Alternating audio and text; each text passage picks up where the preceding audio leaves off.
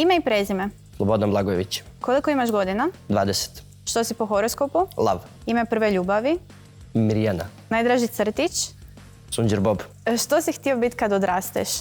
Sportista profesionalni. Uvijek. Najbolji prijatelj iz djetinjstva.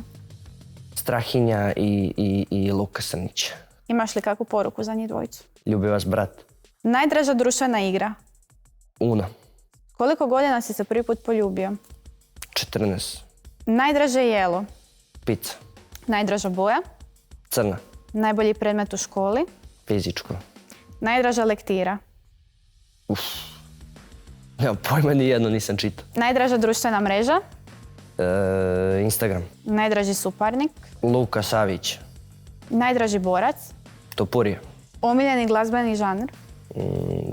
Komerc. Najdraži film. 7. Koja je tvoja najbolja osobina? Pedantnost. Na što si najslabiji? Nemam pojma. Nije nešto. Omiljena životinja? Pas. Tko je tvoj idol? Nemam idola. Omiljeni grad? Tokio. Koja je tvoja poštapalica ili nešto što često ponavljaš? Brate, tebra, buraz.